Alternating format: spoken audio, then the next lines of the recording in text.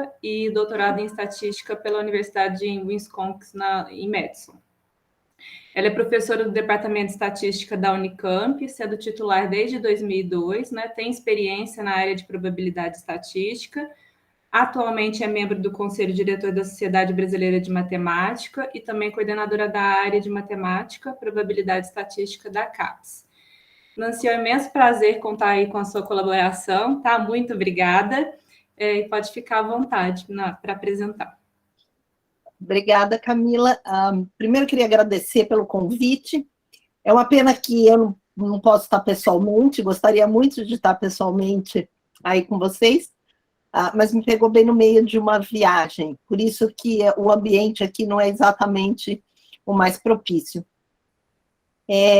Deixa eu ver se eu consigo apresentar para vocês, se fica claro.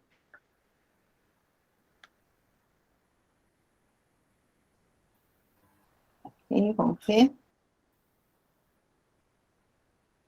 Vocês veem minha tela? Sim, perfeito. Sim. Tá, agora eu não vejo mais vocês, então vocês me avisem se alguma coisa acontecer.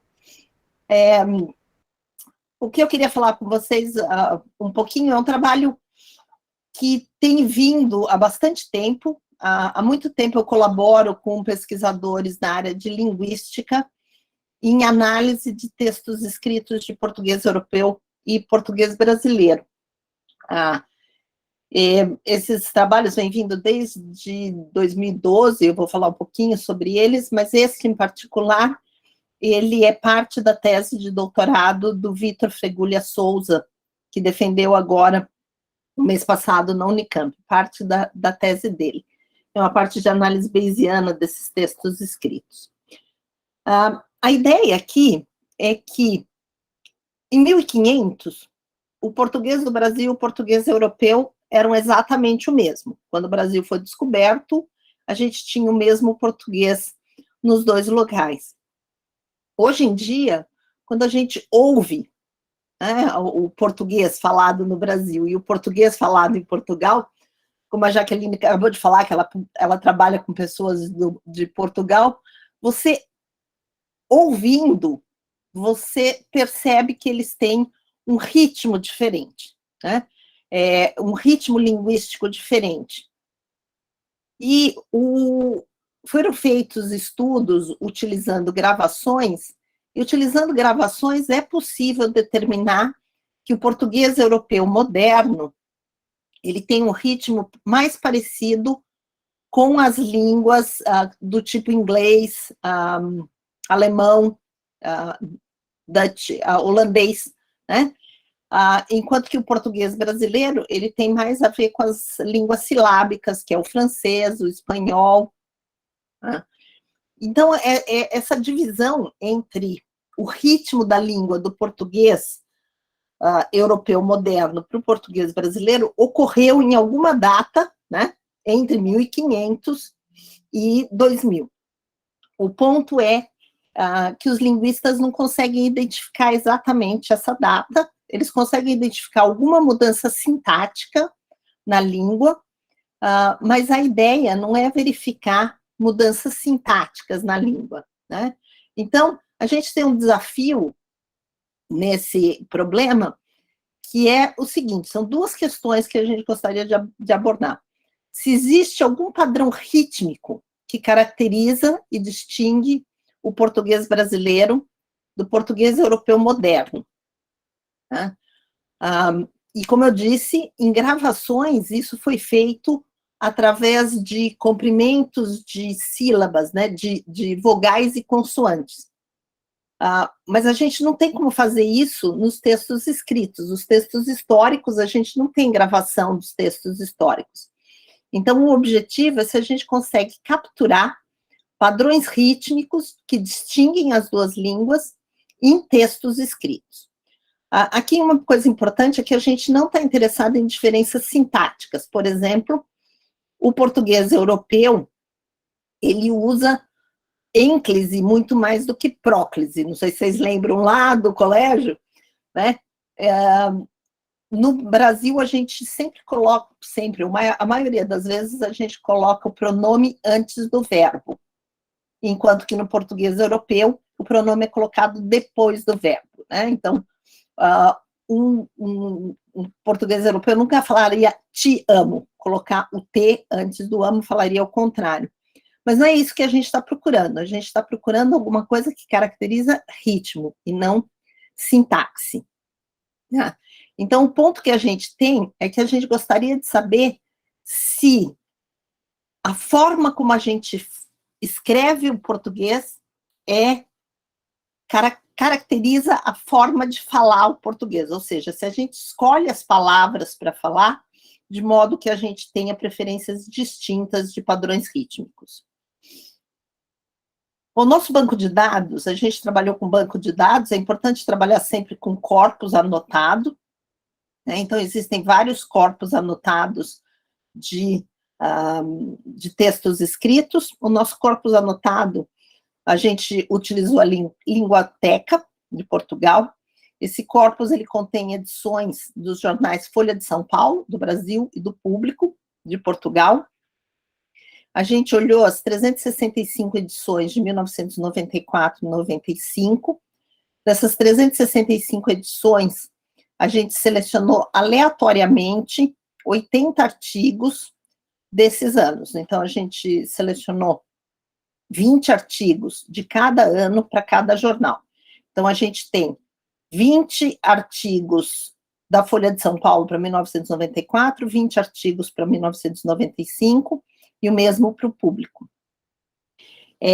Esses artigos, a gente tirou alguns artigos do tipo entrevista, então são realmente editoriais ou alguma coisa assim, né? Desses artigos, a gente fez um pré-processamento, porque a gente vai codificar cada um dos artigos utilizando sílabas. A gente vai codificar as sílabas de acordo com a sílaba ser tônica ou a sílaba ser átona, né? Então, o português, ele tem uma regra muito explícita, a gente consegue fazer isso de forma automática, que a gente caracteriza qual é a sílaba tônica de uma palavra. Não existe dubiedade em qual é a sílaba tônica de uma palavra. As palavras em português, elas têm a característica de que elas têm uma e uma única sílaba tônica, e as sílabas tônicas, elas são sempre na última, penúltima ou antepenúltima sílaba da palavra, né? Que são as oxítonas, paroxítonas e proparoxítonas. Para esses textos, a gente teve que fazer um pré-processamento. Então, por exemplo, a gente teve que reescrever palavras compostas, a gente teve que reescrever símbolos. Então, por exemplo, quando você tem um símbolo, Dom Pedro I, que é aquele 1, a gente teve que colocar o 1 como sendo primeiro, né? O D ponto, a gente transformou em Dom, por exemplo. As datas, a gente colocou o que era a data que estava abreviada, a gente colocou com a data por extenso, e assim por diante. E aí, depois que esses textos foram pré-processados, a gente tem uma forma automatizada de codificar cada texto. Então, cada texto aí foi codificado em sílabas, e cada sílaba ganhou um de 4 símbolos. Então, ela ganhou um símbolo para verificar se ela é tônica ou átona, depois ela ganhou um outro símbolo combinado para se ela era início de uma palavra ou não, e aí a gente teve que usar a palavra fonológica, por exemplo. O que é uma palavra fonológica? Em português existem palavras que não são realmente palavras, por exemplo, os artigos e os pronomes. Então, o menino forma uma palavra fonológica porque o "o" faz parte dessa palavra, né? Os pronomes também. Disse-me, o "me" faz parte dessa palavra fonológica. Então, algumas preposições, alguns pronomes, artigos, juntam com a palavra lexical para formar a palavra fonológica. Então, o que a gente está tentando determinar aqui é se as palavras, elas formam fronteiras no português, em cada um deles, né? Ou se eles são não fronteiras. E as outras fronteiras que a gente tem no português são as sentenças. Então, além desses 4 símbolos, né? A gente acrescentou um quinto símbolo, 4, que marca o final de uma sentença, né? Então, todo o nosso texto, ele foi codificado com 5 símbolos, 4 deles referentes a sílabas, né? Então, o 2 e o 3 marcam início de palavra fonológica, e aí o 0 e 2 marcam sílabas que são átonas, e o 1 e 3 marcam sílabas que são tônicas. E aí a gente tem o 4º símbolo, que é o ponto final, que na primeira análise que a gente fez disso, a gente sabia que o ponto final, de alguma forma, deveria determinar fronteiras, né?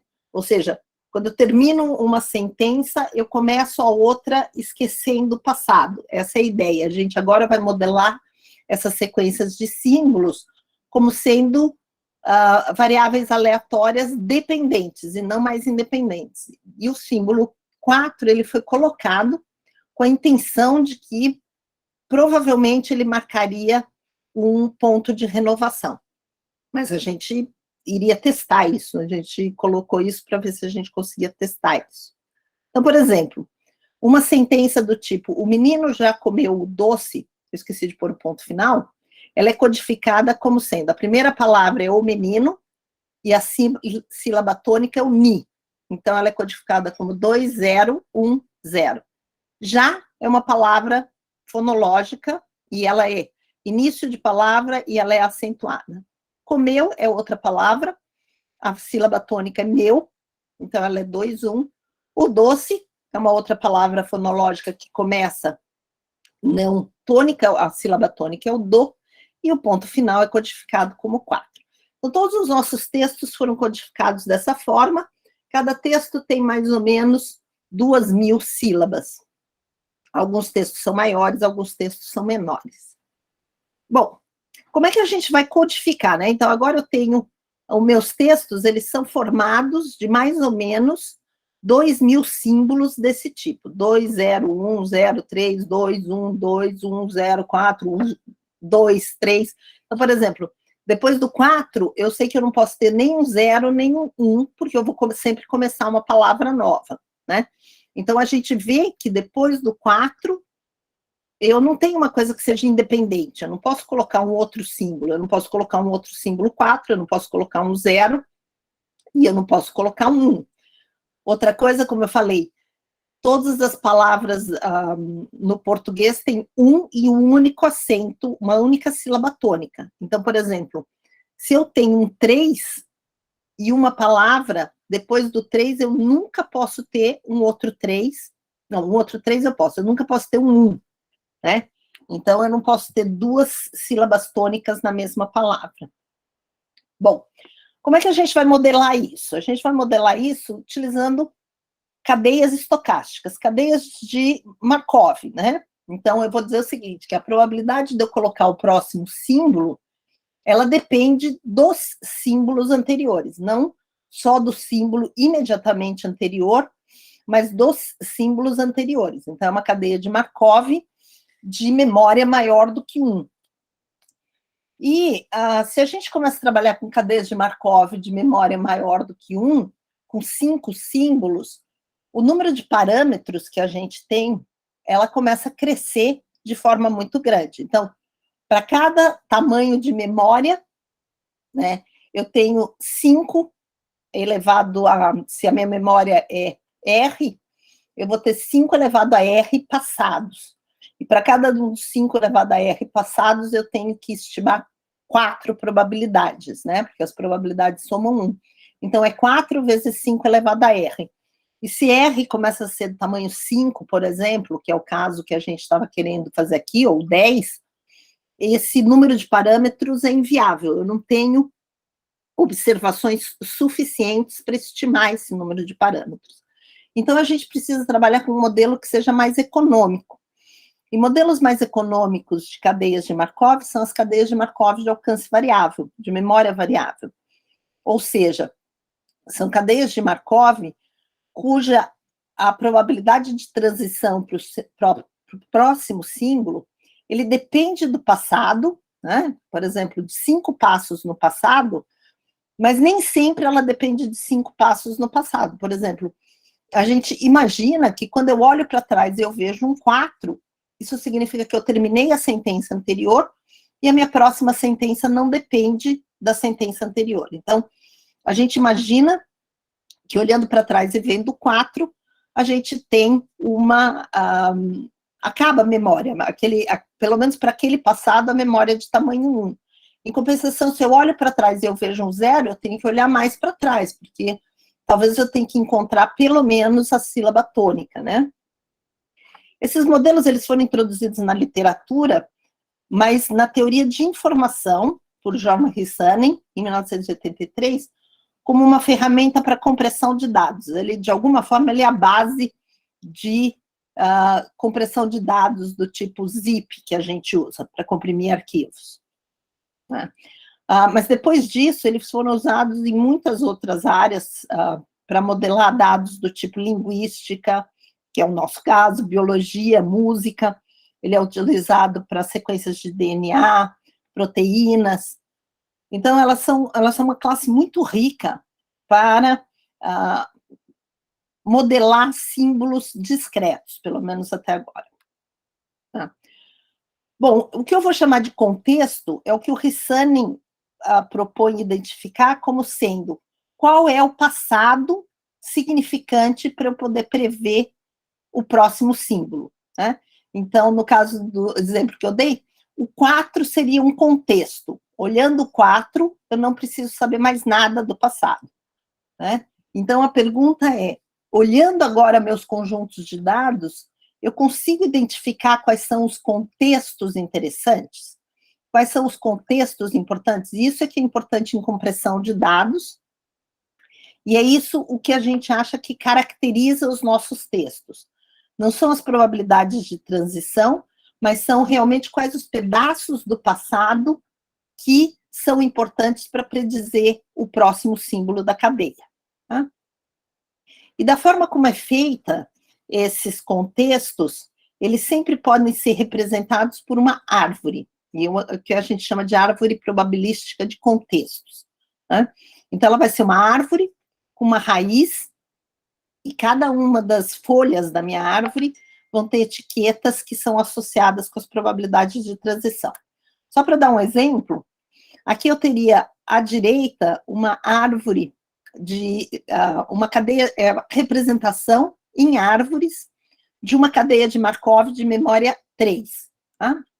Então, eu tenho um alfabeto binário, 0 e 1, e eu teria memória 3. Então, se eu olhar aqui, se eu fizer uma cadeia de Markov de tamanho 3, memória 3, eu teria 8 contextos.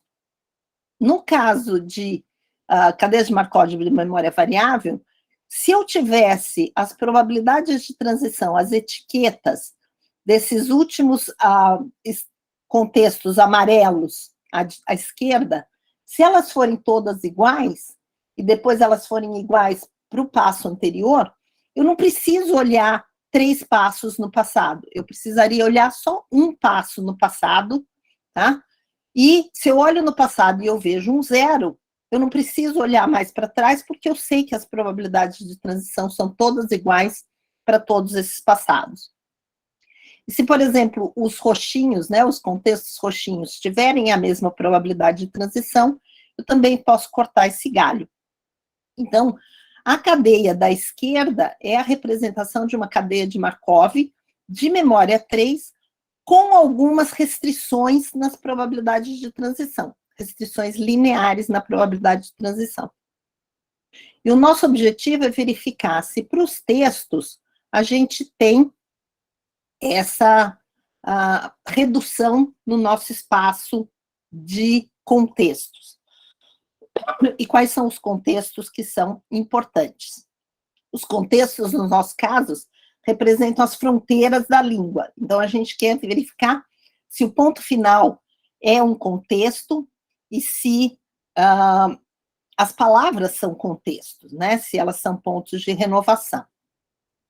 Então, nosso objetivo é recuperar a árvore de contextos, e não só as probabilidades de transição, porque uma vez que eu tenho a árvore, as probabilidades de transição, elas são simplesmente de uma multinomial.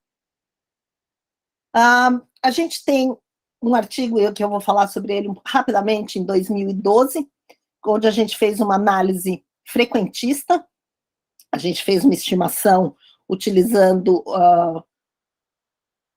o Bayesian Information Criteria, né, uma verossimilhança penalizada para encontrar as árvores de contexto, e esse trabalho com o Vitor é onde a gente fez agora uma análise bayesiana, ou seja, a gente está procurando as árvores de contexto com altas probabilidades a posteriori, dada a sequência observada, né? Então, como eu falei, os contextos constituem os elementos básicos dos nossos domínios rítmicos, e a gente está procurando estados de renovação. O que são os estados de renovação? Aqueles estados em que eu esqueço o passado. Então, por exemplo, se eu tivesse essa sequência codificada da minha árvore e o 0 fosse um estado de renovação, ele marca fronteiras de conjuntos que são independentes, identicamente distribuídos. Os pontos de renovação têm essa característica, que elas separam a minha cadeia em blocos I e D. Tendo blocos I e D, eu posso intercambiar esses blocos, né? E intercambiando os blocos, eu posso fazer bootstrap, por exemplo, né? Block bootstrap. Ou seja, quando a gente faz bootstrap, a gente precisa ter variáveis, ou pelo menos coisas que são independentes e identicamente distribuídas. Esse seria o bootstrap mais simples. Eu posso fazer validação cruzada, né? Eu posso separar o meu conjunto em teste e treino. Então, é muito importante detectar estados de renovação. Por exemplo, como eu falei, nesse artigo de 2012, a gente fez a estimação das árvores de contexto usando uma verossimilhança penalizada com o B e C, e para fazer isso, a gente precisou que o 4 fosse um estado de renovação, porque a gente usou exatamente block bootstrap para poder determinar qual era as árvores de contexto. Então, a gente precisava de uma forma de testar se alguma coisa é um estado de renovação ou não. Então, nesse trabalho, a gente fez uma abordagem bayesiana e um teste de hipótese bayesiana, usando o fator de Bayes para testar se cada um dos símbolos era ou não um estado de renovação. Então, para isso, para fazer a abordagem bayesiana, a gente fez um modelo hierárquico, ou seja, a gente identificou a árvore, a gente chamou de tal, as árvores, todas as árvores possíveis, e a gente colocou que as nossas árvores têm uma priori que é proporcional a uma função h de tal, com uma constante de proporcionalidade que, em geral, é muito difícil de calcular, porque eu tenho um número muito grande de árvores, dependendo de quantos símbolos eu tenho no meu alfabeto e qual a memória da minha árvore. Né? Então, por exemplo, se H é constante e eu estou pegando a distribuição uniforme, ou seja, todas as árvores a priori têm a mesma probabilidade, mas eu posso penalizar, por exemplo, árvores muito compridas. Então, eu posso usar H, que seja uma função decrescente, por exemplo, de qual a profundidade da árvore. Então, no nosso caso, H é bastante geral, e a gente sabe fazer essa análise bayesiana para Hs gerais, porque a gente tem uma forma de... claro, a gente pode usar sempre Metrópolis Hastings por causa da constante de normalização, que é intratável. Bom, as probabilidades de transição, dado que eu conheço a árvore, elas vão seguir uma distribuição de Dirichlet, que é o normal, né? A gente tem, para cada contexto na minha árvore, eu tenho a probabilidade do próximo símbolo. Se eu tenho A símbolos, cada um deles tem probabilidade que está entre 0 e 1, eles têm que somar 1, e a gente utiliza uma priori de Dirichlet. E as observações dos textos, dado as árvores e as probabilidades de transição, são dados exatamente pelo produto de todos os contextos na árvore, do produto de cada um dos símbolos, exatamente da probabilidade de transição elevado ao número de vezes que eu observo a transição de S para K. Né? Isso é o normal de uma cadeia de Markov, só que aqui, ao invés da gente estar trabalhando com todos os ramos da cadeia de Markov, a gente tem essas restrições de que algumas probabilidades de transição são iguais.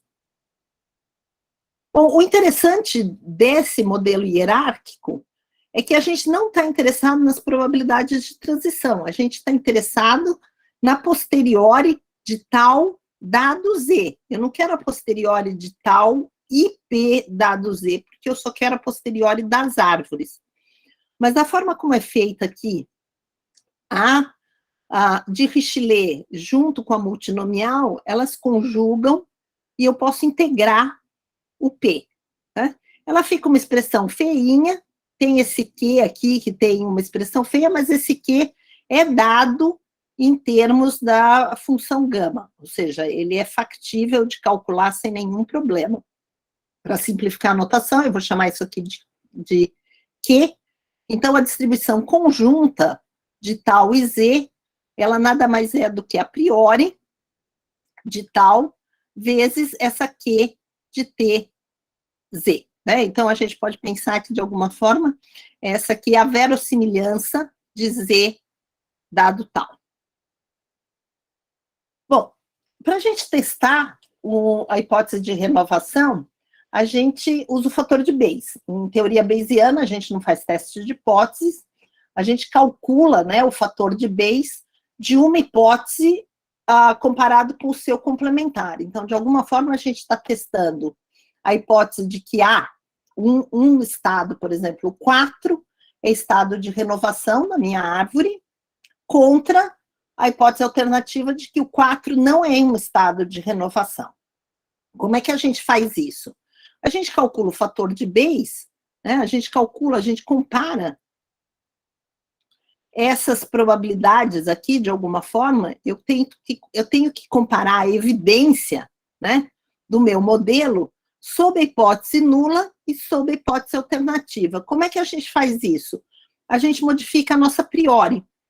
Na hipótese nula, eu vou pegar uma priori que dá peso zero para todas as árvores que o A não é estado de renovação. E na hipótese alternativa, eu vou pegar uma priori que dá peso zero para todas as árvores onde A é um estado de renovação. E agora eu quero comparar a evidência dessas duas posteriores, basicamente. Né? Então, a evidência, ela é dada, né, a evidência da hipótese da função H, da priori H, é a soma para todas as árvores possíveis daquela distribuição conjunta, que nada mais é do que a soma para todas as árvores da priori vezes essa função Q tal Z. E eu posso olhar isso, e isso aqui nada mais é do que uma esperança com respeito a priori. E eu vou usar duas priores, que seria a priori sob o estado, ou sob a hipótese nula, e a priori sob a hipótese alternativa. O grande problema aqui é que, por exemplo, quando eu pegar H como sendo a uniforme, eu tenho muitas árvores que satisfazem essas duas priores. E aí, calcular essa evidência, para calcular o fator de Bayes, né, que é a comparação dessas duas evidências sob a hipótese nula e sob a hipótese alternativa, é muito custoso. Ele é bastante custoso, ele leva muito tempo para ser feito. Por quê? Porque eu vou visitar árvores que têm probabilidade muito pequena na posteriori, tá? Mas na priori, se eu pegar uma priori que seja, por exemplo, uniforme, eu vou gastar muito tempo fazendo isso. Então, existe uma proposta de usar o fator de Bayes parcial. O que é o fator de Bayes parcial? O fator de Bayes parcial, ele foi proposto por O'Hagan em 95, onde ele divide os dados em um conjunto de treino e um conjunto de teste. E a gente usa o conjunto de treino para calcular a posteriori sob a hipótese nula e sob a hipótese alternativa. Tá? E depois eu calculo essa esperança tá certo? Essa razão de esperanças, digamos assim, usando não a priori, que ela é uma priori que espalha muito a probabilidade, mas eu uso essa posteriori usando o conjunto de treino. E essa posteriori, em geral, ela é muito mais concentrada, né? Ela já se concentra em poucas árvores e rapidamente a gente consegue calcular o fator de Bayes parcial usando um conjunto de treino. Aí a grande pergunta aqui é, quem eu escolho como conjunto de treino? Tá? Bom, a primeira coisa que eu falei é isso, né? Para fazer isso, a gente identifica que o de cima é uma esperança, usando agora essa probabilidade a posteriori, dado o conjunto de treino, o de baixo é uma posteriori, eu faço algum Monte Carlo, algum Metrópolis, alguma coisa, tiro uma amostra, tá certo? Sob essa posteriori do numerador, sob a posteriori do denominador, e simplesmente faço essa razão. O grande problema aqui agora é como que eu divido esse conjunto de treino e o conjunto de teste. Eu seleciono de forma arbitrária, eu amostro deles, eu pego 1 para ser o conjunto de treino e 10 para ser o conjunto de testes. Aqui eu só estou colocando rapidamente o algoritmo de Metrópolis-Hastings, mas o algoritmo de Metrópolis-Hastings ele é muito simples. Se eu não puder cortar a árvore, eu só cresço a árvore. Se eu não puder diminuir a árvore, se eu não puder crescer, eu só diminuo. Se eu não puder diminuir, eu só cresço. Se não, eu escolho um ramo para crescer ou para diminuir. Tá? É um Metrópolis bem simples, é um passeio aleatório nas árvores que são conectadas, digamos assim. O problema é, como eu falei, como a gente escolhe o conjunto de treino e o conjunto de teste. Então, a proposta é usar o fator de Bayes intrínseco. É pegar todas as amostras que eu tenho e dizer que eu vou usar. Por exemplo, no nosso caso, a gente tem 40 amostras para o conjunto de total, para cada uma das línguas. Então, a gente pode usar, por exemplo, 10 para treino e 30 para testes. E aí eu pego todas as combinações possíveis de 40, 10 a 10 e faço o cálculo do fator de Bayes parcial. Tá? Então, depois que eu faço isso, eu posso calcular para cada uma dos meus conjuntos de treino, né, nessa combinação, por exemplo, de 40, 10 a 10, eu posso calcular esse fator de Bayes parcial, e aí eu posso fazer ou a média aritmética deles, ou a média geométrica. A média aritmética, ela é muito suscetível a valores grandes ou a valores pequenos. Ela é muito instável. A média geométrica, ela é bem mais robusta. Não somente isso, a gente também fez o caso onde a gente tirou 10% dos valores extremos, ou seja, a gente fez uma média, tanto a média aritmética quanto a média geométrica, a gente fez a parada em 90% dos dados. Bom, voltando nos textos escritos, né, já a codificação, espero que vocês lembrem, de sílabas tônicas e átonas, início de palavra fonológica ou não. A gente tem algumas transições que são proibidas, como eu falei para vocês, por exemplo, depois de um 4, eu só posso ter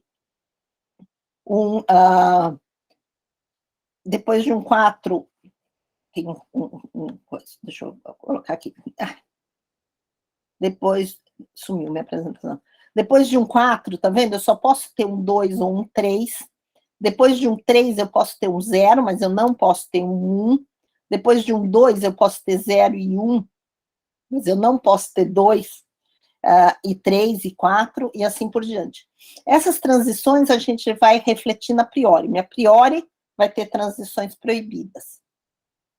Quando a gente faz esse cálculo agora para o português brasileiro e para o português europeu, e a gente calcula para cada um dos valores no alfabeto o fator de Bayes aritmético, o fator de Bayes geométrico, tirando o logaritmo, que é o logaritmo, a gente tem uma tabelinha aqui. Se esse valor for menor do que zero, é indicação de que a hipótese nula não é verdadeira, né? Ou seja, lembra, minha hipótese nula é que o ponto era ponto de renovação. Quando ele é negativo, eu estou rejeitando essa hipótese. Então, por exemplo, o zero definitivamente não é um ponto de renovação.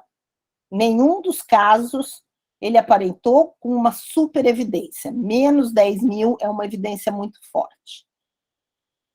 O 1, ele apareceu como ponto, não sendo ponto de renovação, em 3 casos, ele só tem uma indicação de ser ponto de renovação no fator de Bayes intrínseco aritmético sem aparar, né? Nos outros casos, ele não aparece como ponto de renovação. Em compensação, o 2, o 3 e o 4 aparecem como ponto de renovação para o português brasileiro. Se a gente olhar o português europeu, sem ser a média aritmética não aparada, nos outros casos, o 0, o 1 e o 2 têm indicação de não serem pontos de renovação. Só o 3 e o 4 são indicações de pontos de renovação. Então, o que aqui está dizendo é que, no português do Brasil, no português brasileiro, início de palavra é fronteira de ritmo, enquanto que no português europeu, início de palavra acentuada é fronteira de ritmo, mas início de palavra não acentuada não é fronteira de ritmo. Isso, de acordo com os nossos companheiros linguistas, como eu não falei, mas os autores desse outro trabalho onde a gente começou, é a professora Charlotte Galves, do Instituto de Linguística da Unicamp, o professor Antônio Galves, do IME-USP, a professora Florência Leonardi, do IME-USP, e o professor Jesus Garcia, do IME-Unicamp. De acordo com os linguistas, isso mostra que, quando um português europeu escreve, ele junta as palavras quando o início da palavra é não acentuado. E isso é uma coisa que a gente sente no ritmo. O brasileiro, a gente fala por palavras. Então, cada palavra para a gente é independente da palavra anterior. Seja uma palavra com início acentuado, seja uma palavra com início átono. Enquanto que essa é a diferença do português europeu. Aqui no final eu coloco só uma estimativa das árvores de maior probabilidade no português brasileiro. Então, a gente pode ver que no português brasileiro, o 2, ele é sempre final, né? Eu nunca tenho nada saindo do 2, em compensação do 0 e do 1, eu sempre tenho algum ramo saindo. A árvore de maior probabilidade tem posteriori 0,50, a segunda árvore de maior posteriori tem probabilidade de 35,6%. No português europeu, a gente vê que o 2, mesmo na árvore de maior probabilidade, o 2 tem ramificação, ou seja, ele não é um ponto de renovação, e a árvore do português europeu de maior probabilidade a posteriori seria essa primeira aqui. Depois, a outra árvore já tem probabilidade de 8% de ocorrer. As árvores de maior probabilidade aqui coincidem exatamente com as árvores estimadas no artigo de 2012, onde a gente fez verossimilhança penalizada.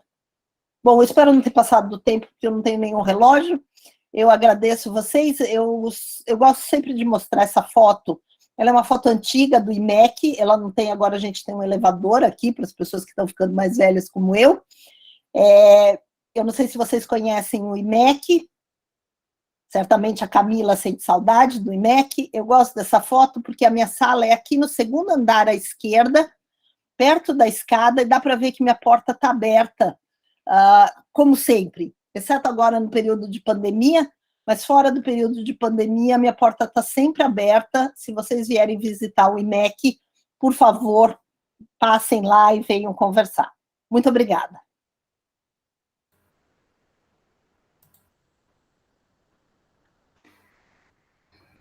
Obrigada, Nancy. Com certeza eu sinto saudades. Inclusive, queria deixar um agradecimento aqui, que você foi minha professora, né? Gratidão.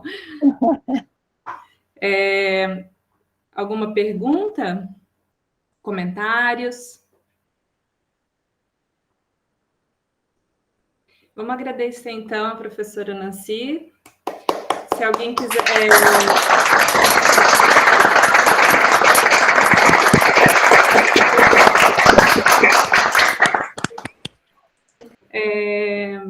podemos abrir as câmeras para tirar uma foto, para ficar registrado?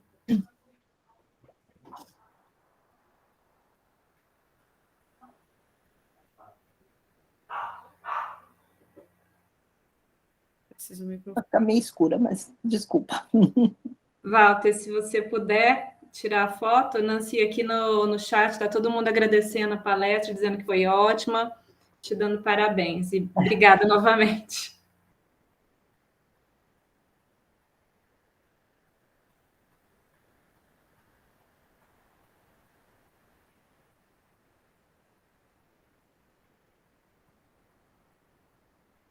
Pronto. Deu certo, Walter?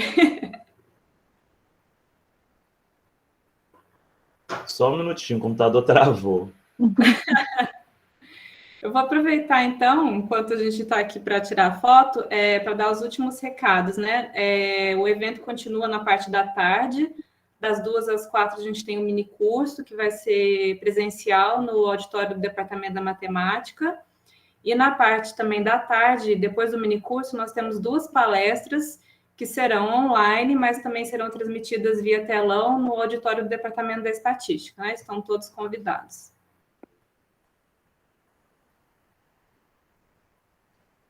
Camila? Certinho. Oi?